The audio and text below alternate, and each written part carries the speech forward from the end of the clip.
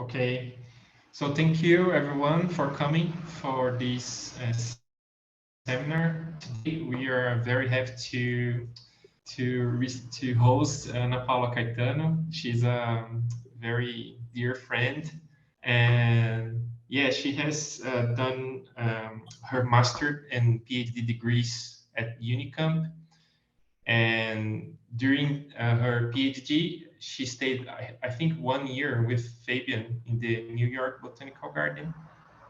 And now she's 2 months? Three? Great.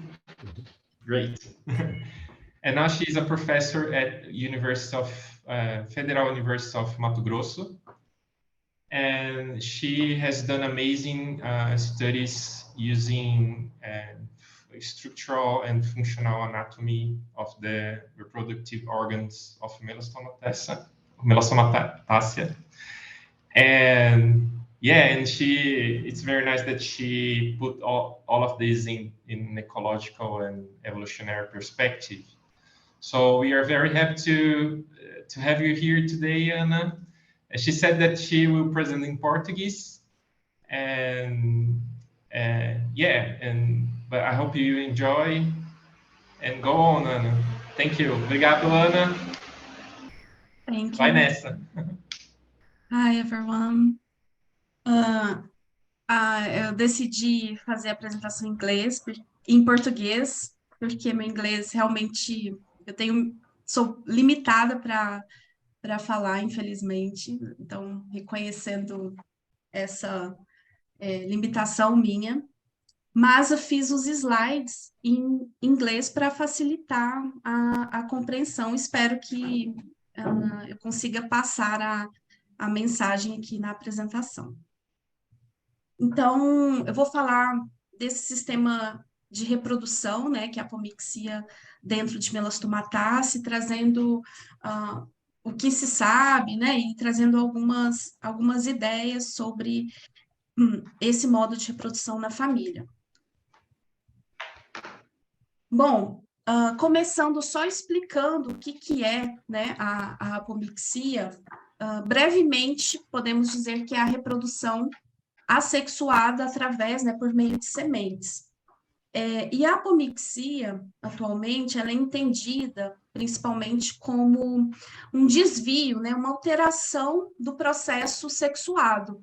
Então, ocorre inclusive dentro do óvulo, né? São pequenas alterações, pequenos desvios no processo de desenvolvimento que levam à expressão da apomixia, e provavelmente isso é desencadeado, de alguma forma está associado com hibridização e poliploidização.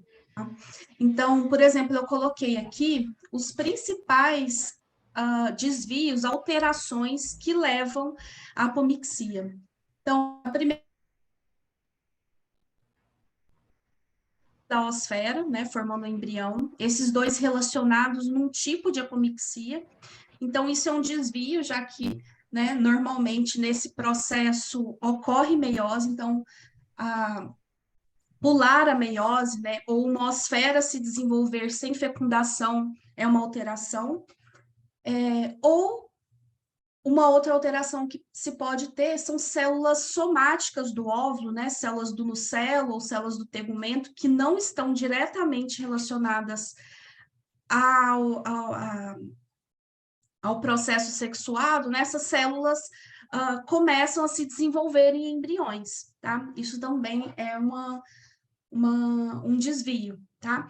E isso leva à formação, então, dos embriões apomíticos, que são idênticos, né? Clonais são idênticos à planta-mãe, tá? Bom, mas como, então, esses embriões apomíticos são formados, né? De onde eles vêm dentro do óvulo? Com base nessa origem, podemos classificar, né, em dois tipos principais, que é a embrionia adventícia ou apomixia esporofítica e a apomixia gametofítica. A embrionia adventícia, esses embriões surgem a partir de células do tegumento ou do nucelo do óvulo. Então, aqui a gente vê uma representação, né, mostrando tipo de apomixia, onde a esporogênese, a formação dos megásporos, a formação do saco embrionário reduzido ocorre normalmente. Então, existe a formação de uma... Tem também a fecundação, com formação de um embrião zigótico e formação de um endosperma, mas as células nucleares que ficam ao redor aqui do saco embrionário se desenvolvem em embriões, né? Então, muitas vezes nessas sementes, inclusive, temos a poliembrionia, temos a presença de mais de um embrião, né? Que pode ser embrião zigótico juntamente com embriões adventícios, tá? Que vieram dessas células somáticas. Um outro tipo de apomixia é a apomixia gametofítica, o que significa que um embrião vem de um gametófito, vem da partenogênese da osfera. E essa osfera pertence a um saco embrionário não reduzido, então, que veio de um processo onde a meiose foi alterada, não ocorre meiose ou existe uma alteração dessa meiose. Então, ao invés desse gameta feminino da osfera ter um número cromossômico reduzido, ter um número cromossômico igual das células somáticas. E, em determinado momento, essa osfera prolifera, se for sexuada, né, mas não tem fecundação, então é um embrião clone. E aí, dentro da apomixia gametofítica, esse saco embrionário não reduzido, né, que contém a osfera não reduzida, ele pode vir da célula mãe de megáspora, então da célula que iria formar um saco embrionário reduzido, nesse caso, a apomixia é classificada como diplosporia, ou pode vir de outras células nucleares, né, dando origem até a óvulos que podem ter mais de um saco embrionário, um sexuado e outros apomíticos, tá? Então, no caso da diplosporia, como a célula-mãe de megásporo, que deveria participar do processo sexuado, é comprometida, existe um comprometimento maior nas espécies diplospóricas da reprodução sexuada, tá? E na aposporia, não, né? O processo sexuado pode ocorrer concomitantemente, inclusive dentro do mesmo óvulo, né? E também, inclusive, formando sementes poliembriônicas. Bom, apesar do embrião necessariamente apomítico, né, ser assexuado, o endosperma, que é o tecido de reserva da semente, ele pode ter uma origem a partir da fecundação ou não. Então, em algumas plantas, a célula central, que é a célula que está envolvida com a formação do endosperma, normalmente, mesmo sem fecundação, ela se desenvolve autonomamente, então vai passando por mitoses e forma um endosperma. Isso é chamado de endosperma autônomo, né? Então, esse endosperma não tem contribuição paterna. E essas plantas, né, elas são totalmente independentes de polinização ou da função masculina, que é o que ocorre dentro da família. Por outro lado, acredita-se, inclusive, que grande parte dos apomíticos sejam pseudogâmicos, eles dependem da polinização e da fecundação da célula central, que é essa célula aqui, para formar endosperma. Então, essas plantas já são dependentes de pólen, dependentes da fecundação, para que a semente seja viável, tá? Então, embora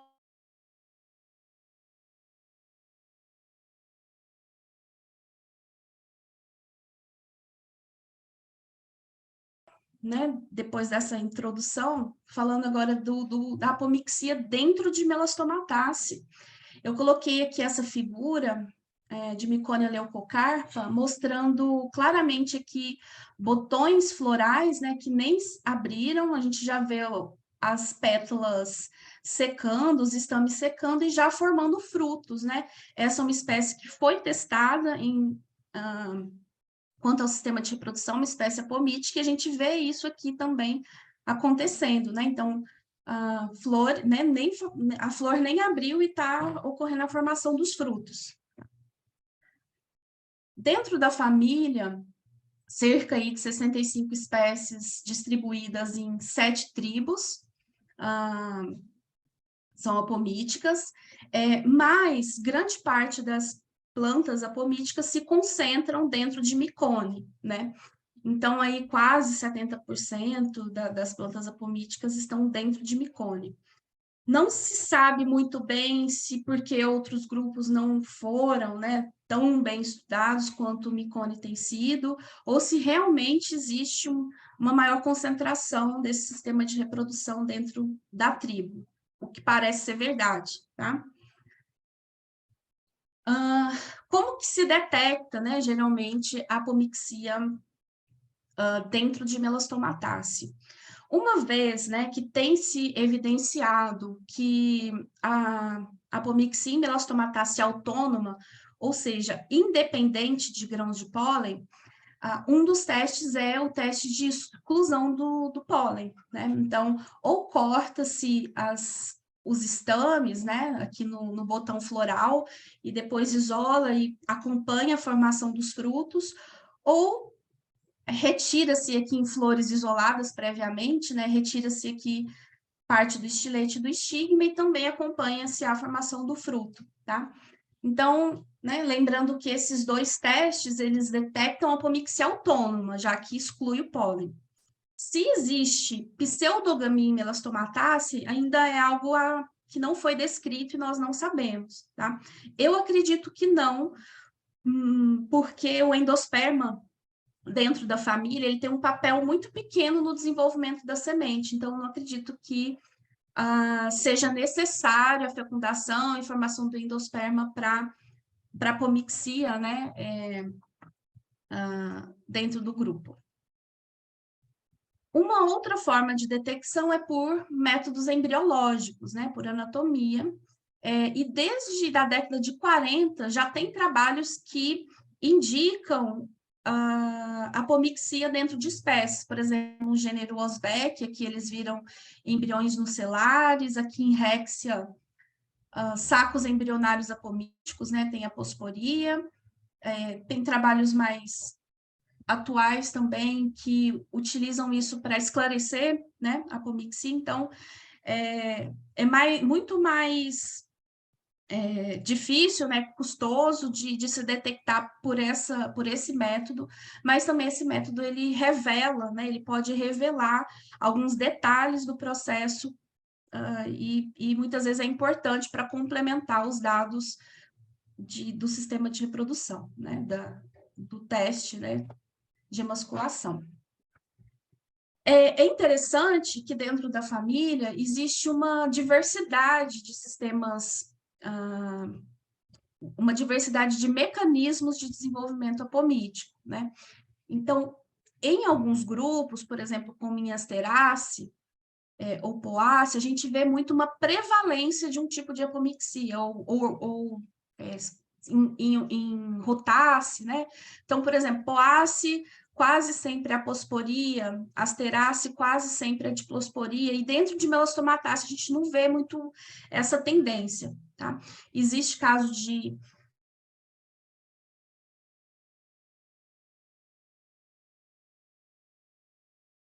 né? Então, isso aqui tudo são células nucelares, são células somáticas, se desenvolvem, aqui a gente vê ela bem polarizada, em embriões, tá? Então, tem caso de embrionia adventícia aqui, o embrião adventício, inclusive, crescendo para dentro do saco embrionário, onde vai ter endosperma, levando, inclusive, né, as sementes poliembriônicas, e também tem os dois tipos de apomixia gametofítica, tá? Tanto a aposporia, então, aqui a gente vê dois sacos embrionários, um de origem sexuada e outro de origem apospórica, aqui, né, a osfera, e a osfera se desenvolvendo, formando o embrião. E também diplosporia, que é quando a célula-mãe não passa por meiose e dá origem a uma osfera que se desenvolve no embrião. Então, os três tipos de apomixia são descritos na família. E, além disso, a apomixia dentro do grupo está bastante associada à poliembrionia. A gente não sabe se todas as espécies apomíticas são poliembriônicas, porque não se tem esse dado, tá?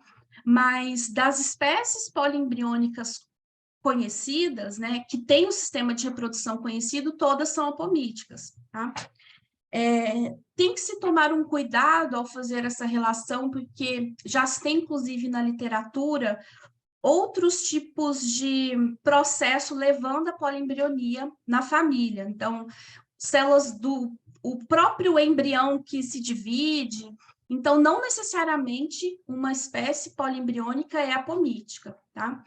Mas essa relação, né, ela é bastante forte e é um indício, tá? Pode indicar.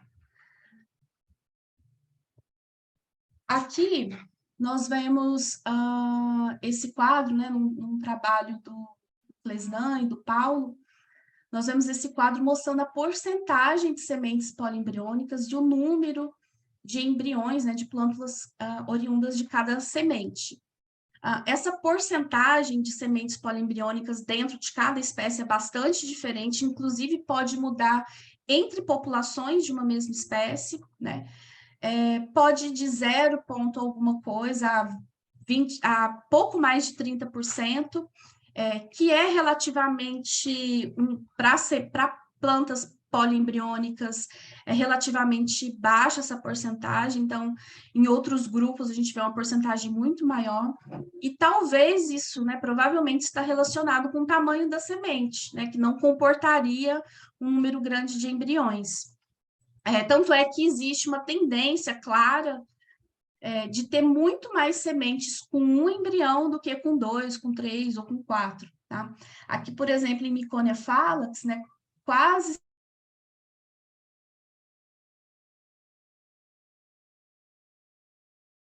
dois, menos sementes com 3 e poucas com 4, né? Então, isso mostra que tem competição, né, dentro dessas sementes e que parece levar muito mais a uma prevalência de sementes com um embrião só, tá?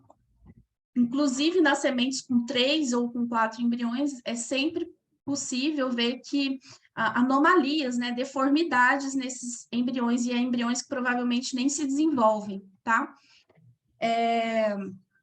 Bom, quando se fala em poliembrionia, tem se discutido um pouco sobre desvantagens que a gente pode pensar claramente, né? A principal desvantagem é a competição, especialmente dentro de um grupo com sementes tão pequenas, competição tanto entre embriões durante o desenvolvimento e depois entre plântulas, né, no estabelecimento também.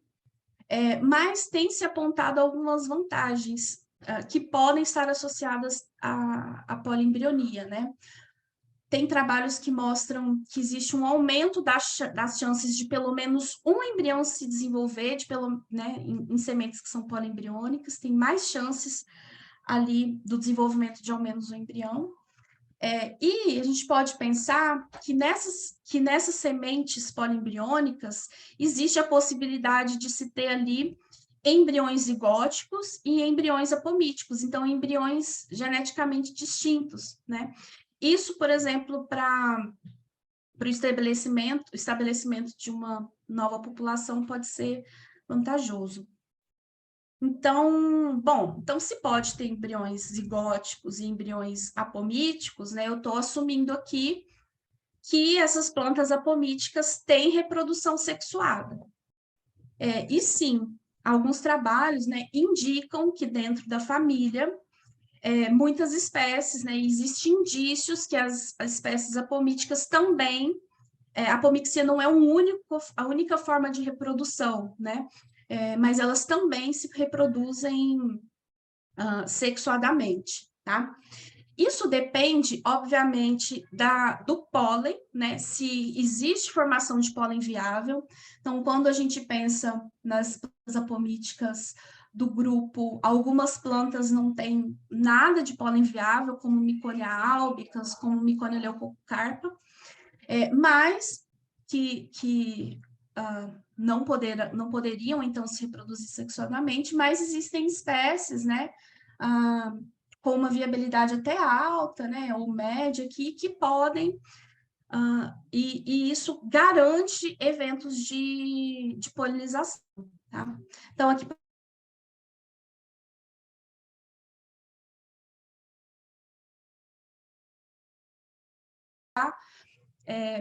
levam a eventos de polinização, tá? Então, isso com certeza traz reprodução sexuada dentro desses táxons.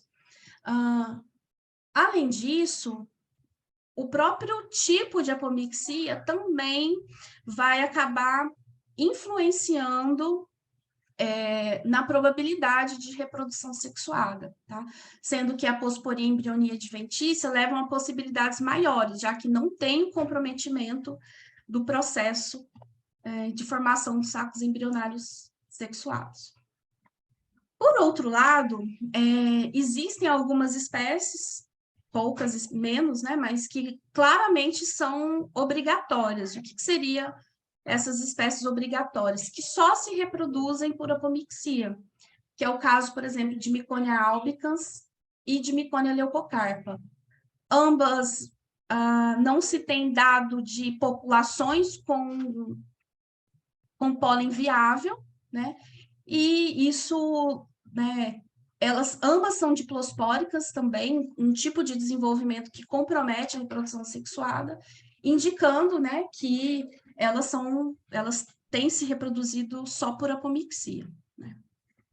Isso pode levar a gente a pensar, num primeiro momento, que essas plantas teriam só populações de clones, né? Então, que a diversidade genética é muito baixa. E não é isso que tem sido mostrado.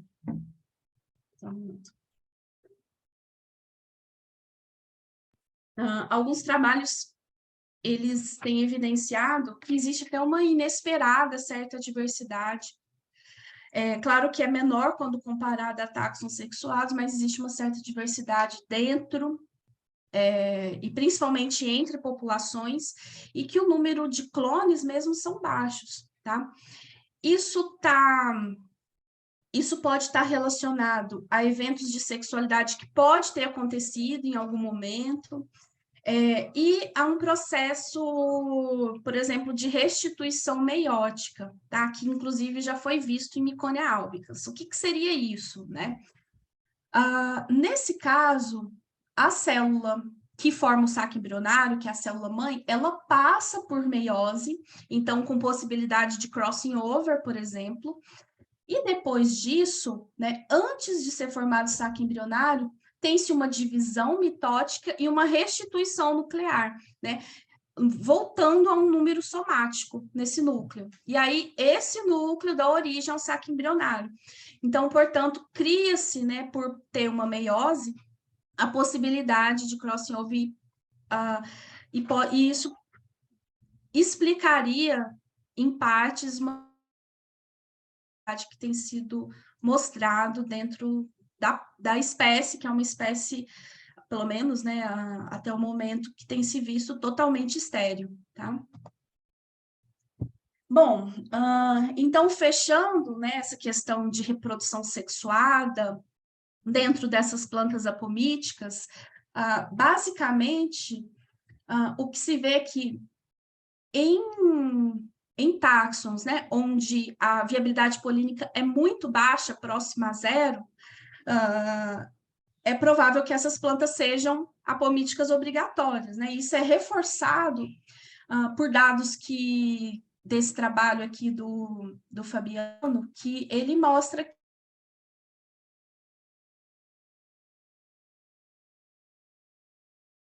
existem plantas apomíticas com uma certa viabilidade, né? Nem precisa ser muito alto, que recebem visitantes, mesmo que em uma riqueza, numa abundância menor quando comparada a táxons sexuados, mas isso já garante eventos de sexualidade nessas plantas.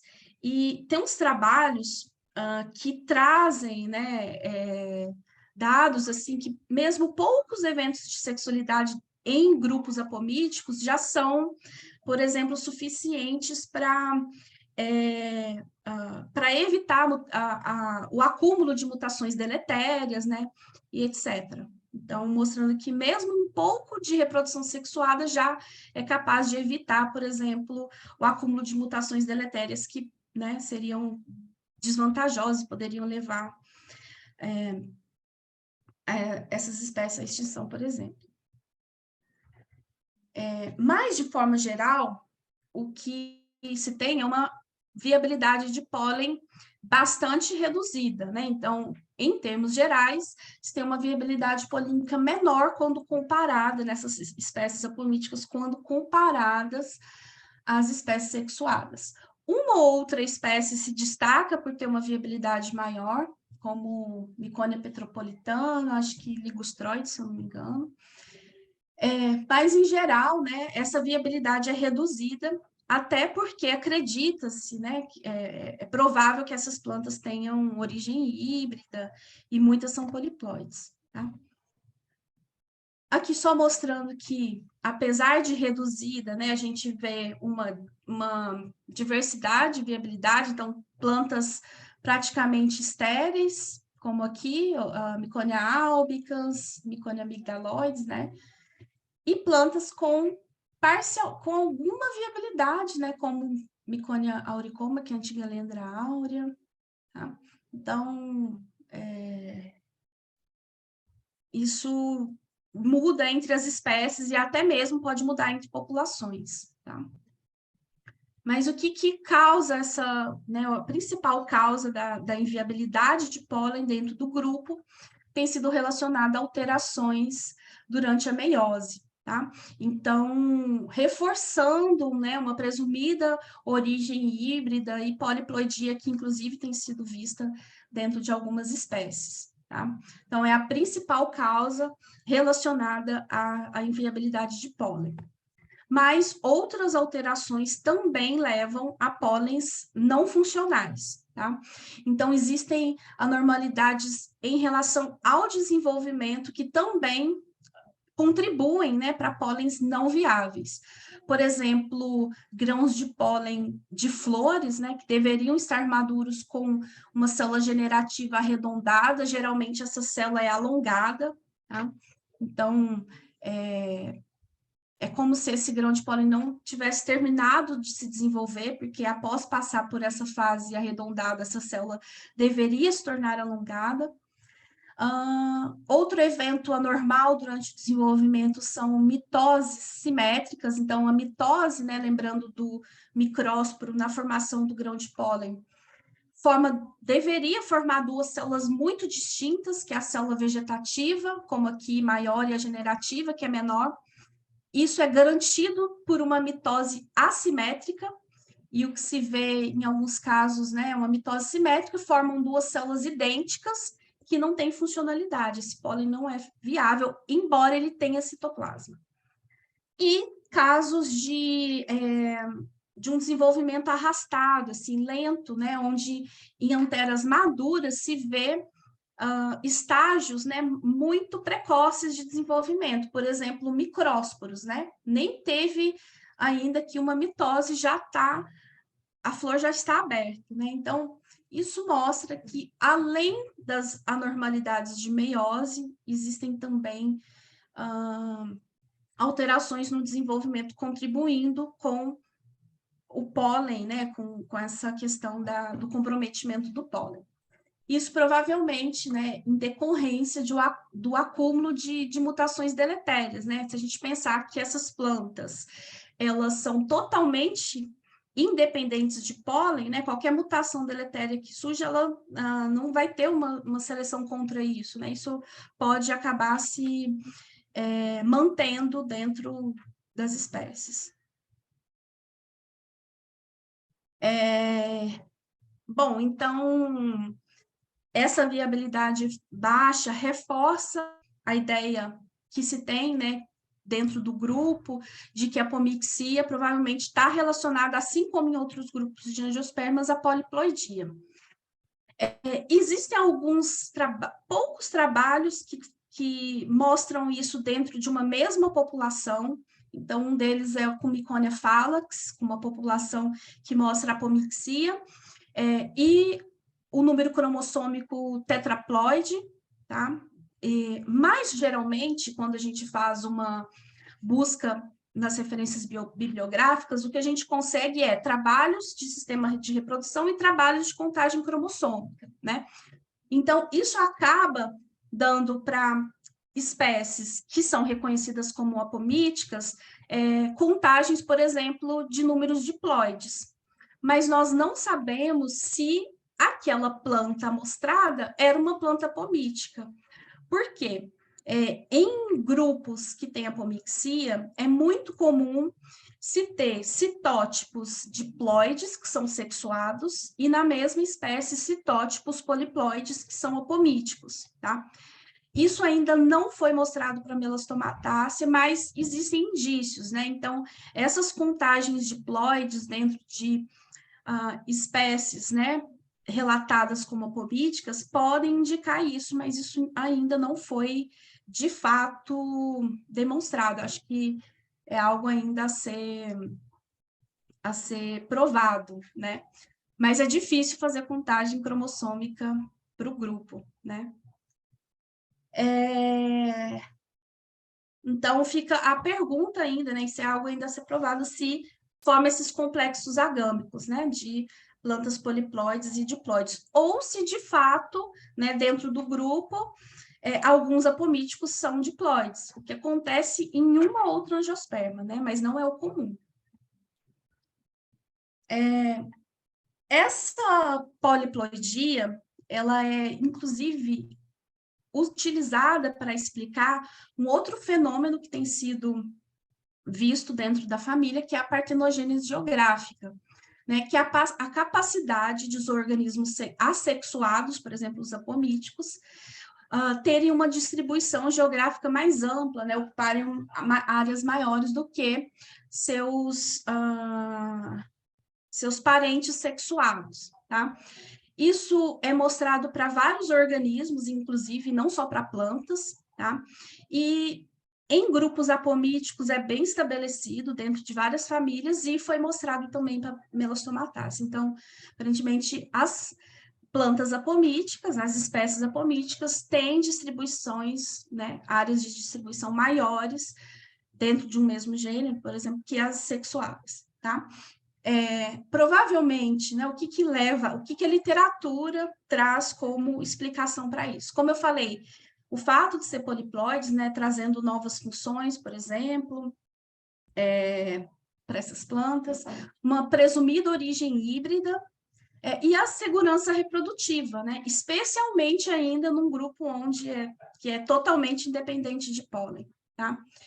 Isso faz com que essas espécies de melastomataceae, que são autônomas, né, possivelmente híbridas, de origem poliploides, tenham ótimas habilidades como colonizadoras, né? Então, tem espécies invasoras, por exemplo, a Myconia crenata, né, que é a antiga Cridemia ita, que inclusive tem trabalhos que mostram ela como espécie, uma planta invasora, né, em áreas da África, da Ásia, da Oceania. Acho que tem Myconia calvescens também, que não se sabe realmente se é uma planta apomítica, existem indícios, mas que também é uma planta invasora, tá? Então, provavelmente, né, isso é explicado devido a esse conjunto de fatores, né? Não só uma coisa isoladamente. Bom, e algo interessante para a gente pensar quando se fala em partenogênese geográfica, nessa capacidade, né, de ocupar novos nichos, áreas de distribuição maior em relação ao sexuado, é que isso é entendido como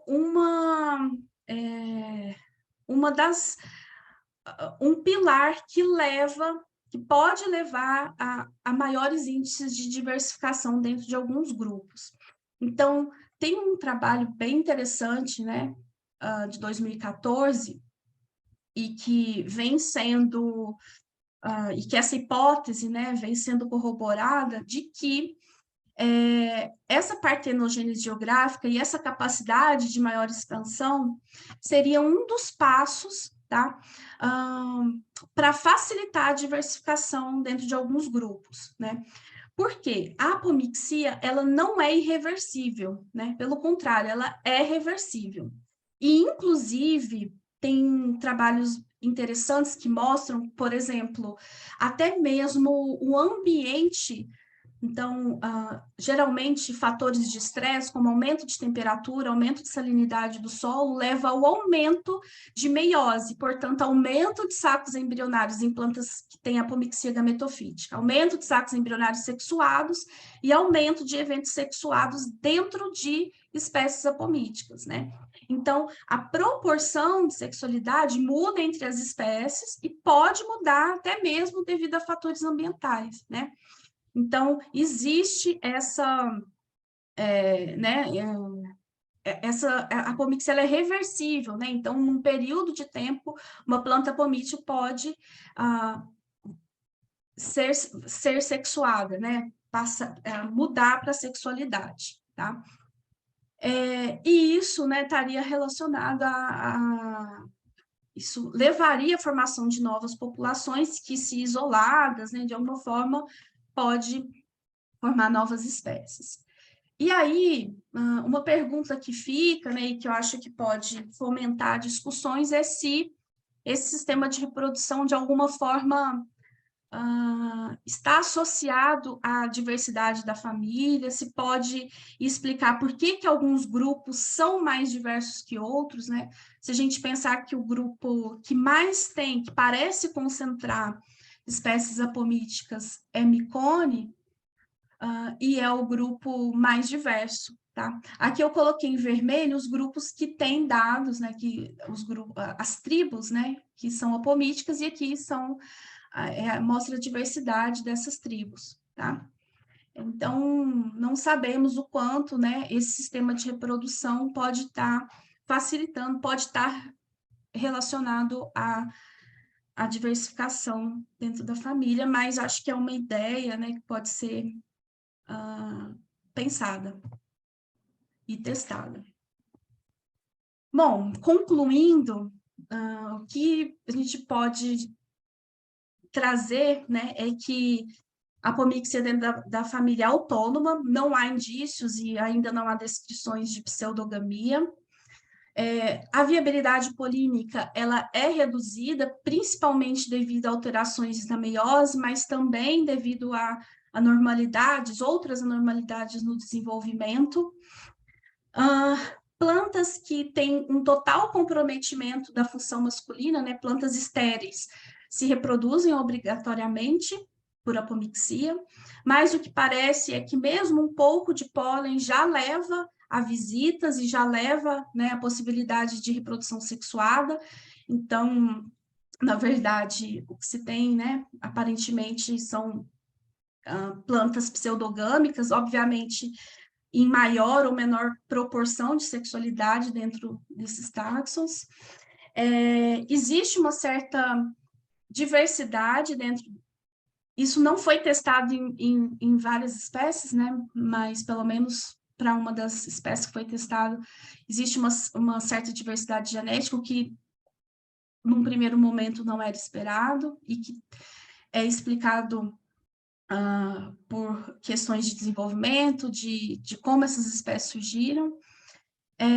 Existe uma diversidade de mecanismos apomíticos, então os 3 tipos que são relatados na literatura ocorrem dentro da família, e dentro de algumas espécies, inclusive, tem mais de um tipo de apomixia. Em Mycone fallax tem apomixia esporofítica, que é a embrionia adventícia junto com a gametofítica, então ocorrendo no mesmo óvulo, e está associado, né, bem frequentemente à poliembrionia, pelo que se sabe até o momento.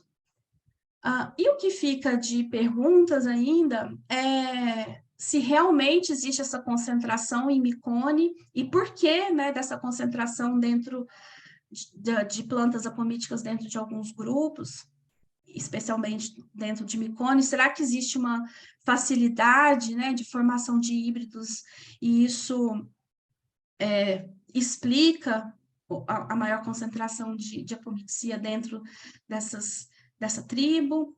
A formação de complexos agâmicos, então, como em outros grupos de angiospermas, né, Então, embora os indícios existam, ainda não foi comprovado, acho que isso é algo bem interessante, que ainda tem que ser provado.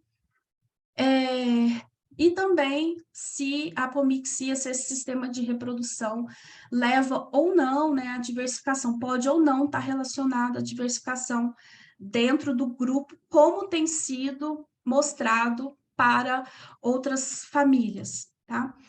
E eu acho que é isso.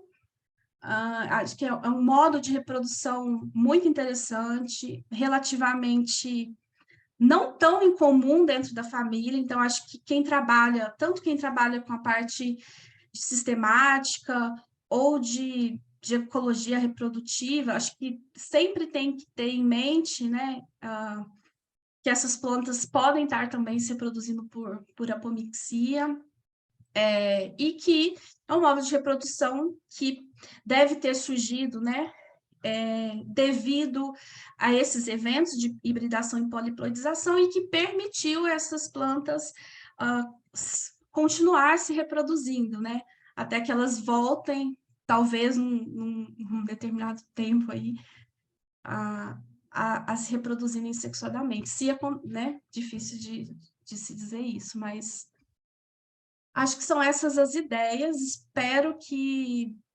vocês tenham compreendido os principais pontos.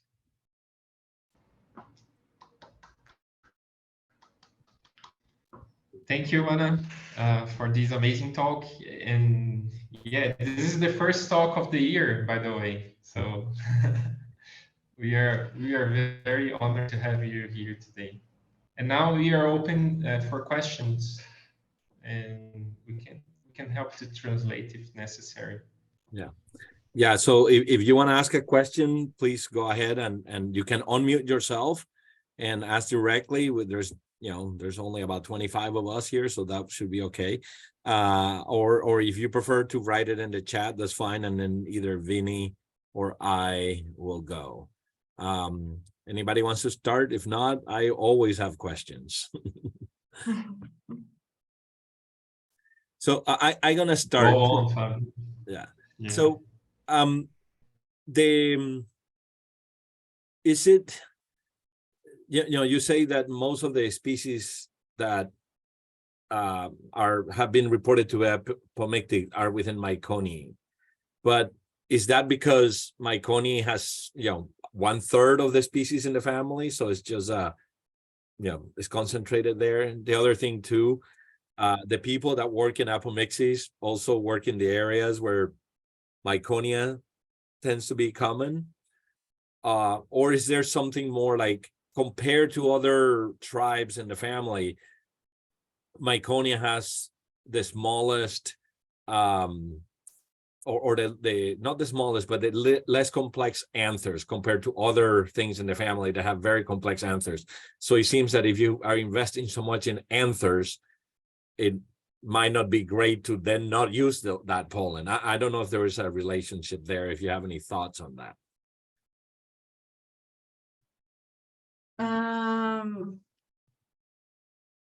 Bom, a primeira parte de se realmente, né,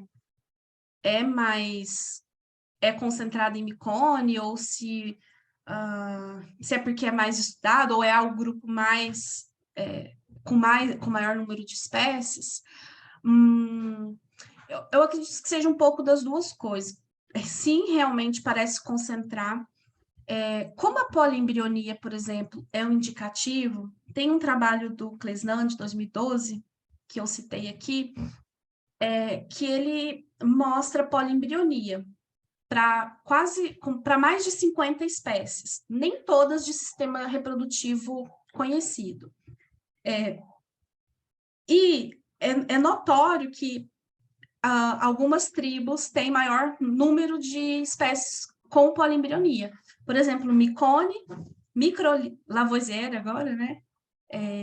São duas tribos que concentram. E Melastomate não tem tanto. Então, o Melastomate, que tem essas anteras mais, inclusive, né, desenvolvidas, com apêndices, marcete também, parece ter menos espécies apomíticas em comparação a Mycone, por exemplo, e Microlice, que também é um grupo com anteras, vamos dizer assim, né, com anteras bem desenvolvidas. Na verdade, isso provavelmente está relacionado, acredito eu, com uma maior ou menor facilidade, por exemplo, de formação de híbridos, né? Então, acho que vocês da sistemática talvez possam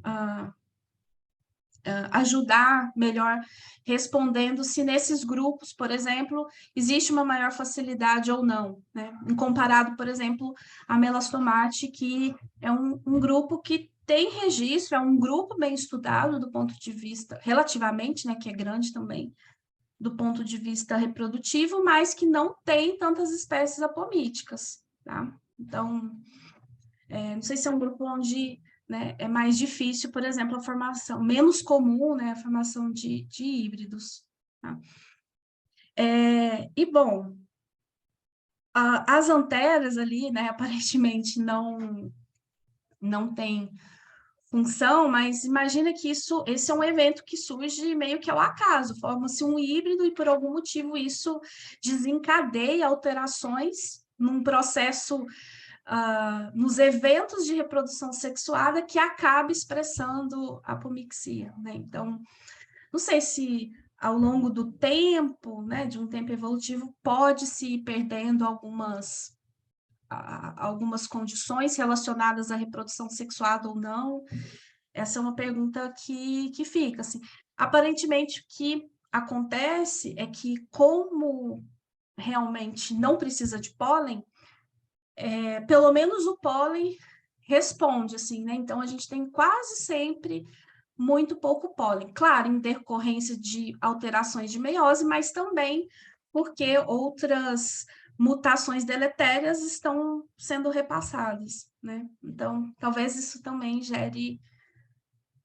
pode acabar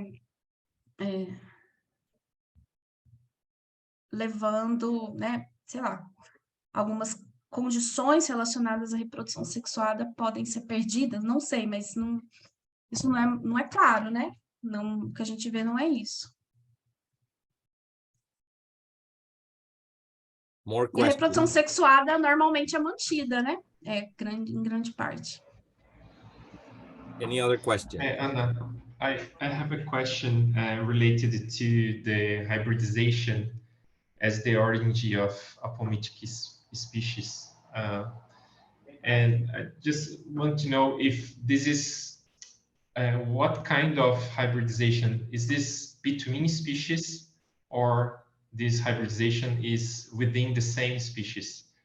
And if it's between species, does it compromise our understanding of evolution in such groups as Mycone, where we see a prevalence of apomictic species?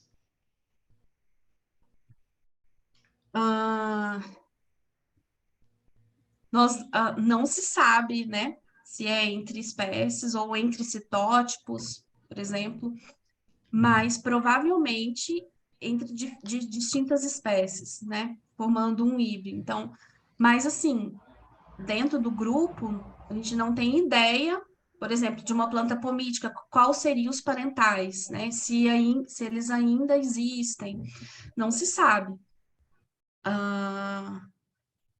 Mas tem planta, mas qual foi a segunda parte da pergunta? Desculpa. Se isso. Por ser uma hibridação, isso compromete o nosso entendimento da história evolutiva desses grupos. Sim, com certeza, né? E tem alguns trabalhos que, inclusive, falam sobre a sistemática dentro de grupos apomíticos, né? Esses grupos que têm muitos eventos de hibridação e que, inclusive, depois começa a ter hibridação entre citótipos também, né? Então, são grupos taxonomicamente muito difíceis. Por exemplo, Poa, Antenarium, né? São gêneros que têm prevalência, né? Tem muitas espécies apomíticas e que são taxonomicamente bem difíceis, tá? É isso. There is a question on the chat from Janelle. Are there ecological correlates to apomixis occurrence in melastomes in Brazil? Can you repeat, please? Are there ecological correlates to apomixis occurrence in melastomes in Brazil? I'm not sure if I understand this question. Yeah, like is there anything about the ecology of these plants? Are they more in one type of environment, a higher elevation, drier or wetter, or I don't know, fire prone? I don't know. Is there any ecology associated with this? É uma boa pergunta. Acredito que tem que ser pensado, tem que ser testado, né? Porque quando nós pensamos em muitas plantas apomíticas, na verdade, elas têm uma distribuição muito ampla. Então, elas ocorrem, sei lá, Miconia albicans, né? Vai desde formações mais florestais a cerrado, né? Então, ocorre, inclusive, né? Ela consegue ocupar nichos bem distintos. Mas, em alguns grupos, por exemplo, em microlice, são plantas mais com uma distribuição mais restrita, né? Elas ocupam um ambiente mais seco, tem um outro tipo de fruto, né? Um outro tipo de dispersão. Parece que nesses grupos existe também, essa questão ecológica parece, de alguma forma, obviamente, né, influenciar muito nessa distribuição, mas tem casos de apomixia, né? Em grupos com frutos secos, com frutos carnosos, em plantas de ambientes mais florestais, de ambientes mais abertos, tá? Então, tem que ser testado, mas não me parece existir uma relação com uma condição, por exemplo, né? So, I also have a question. Oh, sorry, Eduardo. Go ahead, was Agnes. Associated? Go ahead. I thought Eduardo had a question. No, you can go first. No problem. Okay. You go, Agnes. Okay, thanks. Well, thanks for the really nice talk. It was a wonderful overview of apomixis in the family. I have two questions. Maybe the first, maybe I just missed it. That was about the diversity of apomictic mechanisms that you found in the family. And I was wondering whether this is exceptional compared to other plant families, or whether that is something that we also find in other plant families of a similar size. And the second question, to the nice photos that you showed of pollen grains, how many pollen grains are very collapsed and infertile and have weird shapes, look like tiny stars. And I wondered whether you compared them to sexual species to look at how pollen grains looked in sexual species, because I remember being very surprised when I looked at Adelobotris that a lot of pollen grains are empty. There's no cytoplasm inside. So I wondered also whether that is a strategy to provide a cheap reward to bees in sexual species, and whether that, I don't know if that could have helped to produce infertile pollen, or is a consequence. I really liked your hypothesis about maybe they were asexual, expanded ranges, and then came back to sexual reproduction. So yeah, these are my questions. Ok, thanks. Em relação à diversidade de mecanismos, né? Se é comparável, né, a outros grupos, o que se vê normalmente dentro das famílias mais estudadas, né? Porque isso também é algo. Os estudos se concentram sobretudo em Poaceae, em Asteraceae, em Rosaceae, tá? Poaceae e Asteraceae, existe claramente uma predominância de um tipo de apomixia, mas relatos de outros acontecendo também dentro dos gêneros, tá? Mas é muito claro a tendência de um tipo. Rosaceae já é um pouco mais bagunçada, assim, já existe uma diversidade um pouco maior, e Melastomataceae também. Então, assim,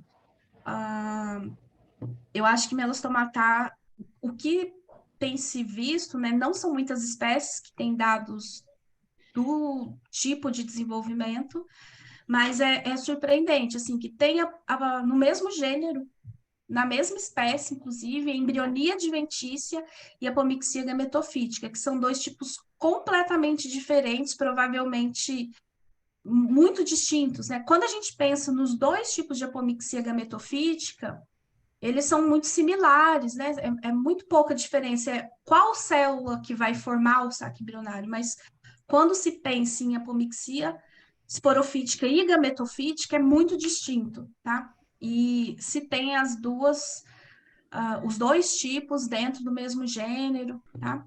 Mas isso acontece também, isso não é exclusivo de Melastomataceae, acontece também em outros grupos.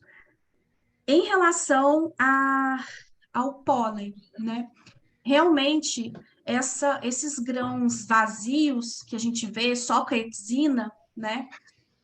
São grãos inviáveis, mas, abrindo um parênteses, que muito dos grãos que têm citoplasma e que coram podem ser aqueles grãos com duas células idênticas, ou que, na verdade, ainda não são grãos de pólen e que não são funcionais, né? Então, parte desses grãos aparentemente viáveis, na verdade, tem citoplasma, mas isso, né? Então, ali, esses métodos, né, de coloração com citoplasma, eles superestimam um pouco os dados. Claro, se você quer comparar ali, né, responde muita coisa. E grande parte, de fato, não tem citoplasma dos inviáveis. Então, muitas plantas, né, onde a gente analisa Anthera e que tem muito grão em vários indivíduos, né, inviável, vazio, acho que é um forte indício de apomixia, tá? Eu acabei, inclusive, de vendo isso agora em Belúcia, que é descrita como como reprodução sexuada, né, em Belúcia glossularioides. Eu vou até procurar mais indivíduos, porque me chamou a atenção o número de grãos inviáveis e talvez, né, em Henriette já tem relato de apomixia, então talvez também ocorra. É isso, Agnes? Eduardo, E, Ana, prazer e parabéns pela Prazer. apresentação. Muito bom. E é sempre bom saber mais de micônia. E, Ana, uma coisa que você falou e eu fiquei pensando, e como você está mais a par da literatura, com certeza, você falou que esse tipo de apomixia das micônias é bem independente da função masculina, né? Não precisa de pólen. Uhum. E daí eu pensei, então, se esses potenciais híbridos ou superapomíticos aí, eles não estariam também relacionados a situações de falta de parceiros ou falta de polinizadores, né? Tipo, limitações de reprodução, ambientes onde seria menos previsível achar um parceiro ou achar um polinizador. Você disse essa falta de polinizadores poderiam, de alguma forma... Falta de polinizador ou de parceiros poderia estar associado a uma maior incidência desses apomíticos. Uhum. Olha, eu não sei exatamente, porque eu vejo mais como algo que surge ao acaso e acaba sendo mantido. Então, forma-se um híbrido, né? E a apomixia acaba... Existem alguns trabalhos até que falam, permitindo, né, que esses Ele híbridos sobreviver, né? sobrevivam, né? E aí, eu acho que acaba sendo o contrário, né? Isso acaba sendo positivo em áreas ou em regiões, por exemplo, onde tem pouca disponibilidade de polinizadores. Então, acho que é mais desse lado, né? Essas plantas acabam, Foi isso podem, mesmo que eu né? pensei. Tipo, o Ah, híbrido é sim, ao acaso, sim. mas dado que Elas, surgiu o híbrido, será que ele tende a se estabelecer nesses lugares onde ele não consegue prever um parceiro ou prever um polinizador? sim. Porque E você falou sim, de albicans, né? Que é inclusive meio tipo tem... assim, tá em tudo que é lugar, então talvez seja menos previsível para ela achar Uhum. parceiro e polinizador. Então, A gente vê muitas plantas apomídeas, por exemplo, em áreas bem perturbadas, né? Então, como pioneiras, né? Isso é bem claro, assim, tá? E com certeza está relacionado, né, a essa segurança reprodutiva e a reprodução uniparental que é assegurada por este modo de reprodução, tá? Então, So sim. maybe there is that little ecological correlate. So the ecology of being in perturbed areas and stuff. So Sim, yeah. So we are, 9:02. I know some people are starting to move because we have other things going on. But if there's a question or two more, I think we can do that. Before that, I'm gonna remind everybody that next month it's gonna be February, can't remember, like 9th or something like that, or 8th, 7th. It's the next talk is gonna be by Juan Angulo talking about Daisy in Melastomataceae in Myconia. And there might be a little bit of a link to apomixis in that talk too. We don't know, maybe. So that will be the second Wednesday in February by Juan. And again, Anna, this has been amazing. Thank you so much. And I'm gonna see if we have one more question, and then we'll wrap up. Anybody? Okay, well, this is